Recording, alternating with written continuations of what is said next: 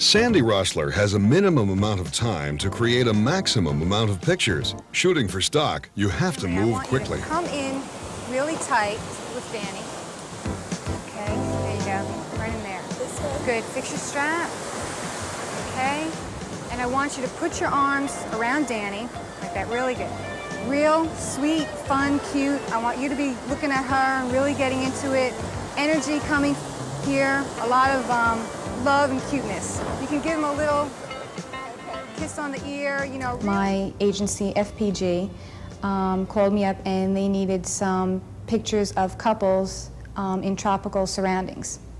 So what I do is I will call up modeling agencies and see if there are models available who would like to work for stock, which there's no pay involved. It is strictly on exchange of photographs.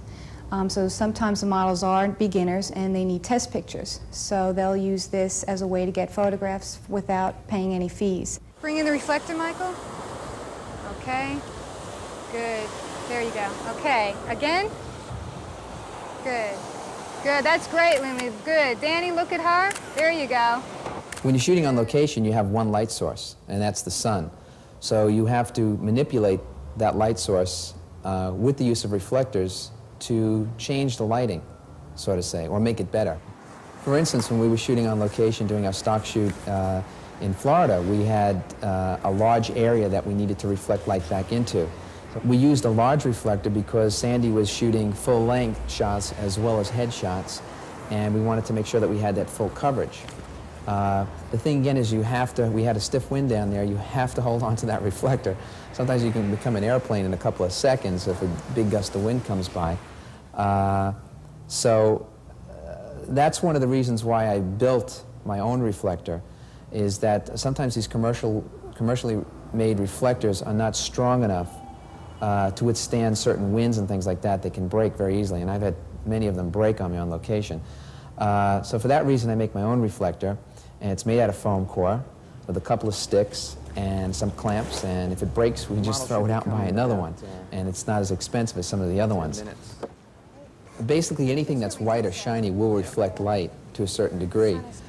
You can also change the color temperature of a light by using gold or silver or white. The surface of the reflector too will either reflect more light or less light, depending on whether it's smooth and shiny or if it's rough and pebbly.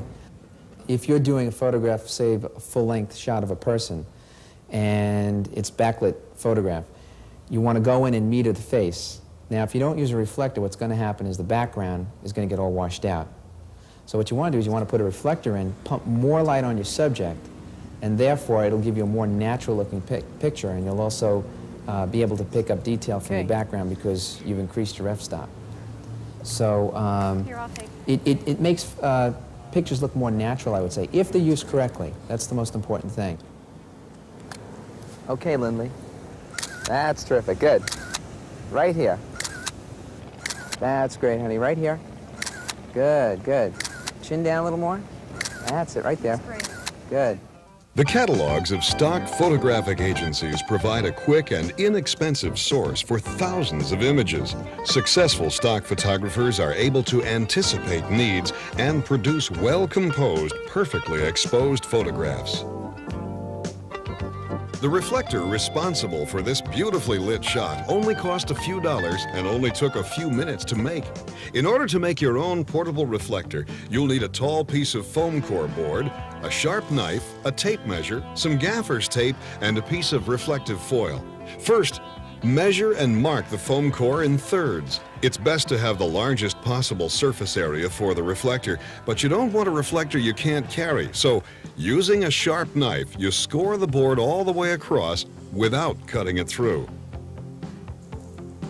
Next, fold the board on your cut marks, and to strengthen the seams and keep your reflector from falling apart, put thick gaffer's tape across the seam. Since we've started with a 6-foot piece of foam core, and since you'll have to position it so that the full strength of the sun is aimed at the subject, cut a small peephole at eye level so that you don't have to lean around the edge when you're lining the reflector up. The board could be used as is, but for even greater reflectivity, you can purchase reflective foil from a photo supply house.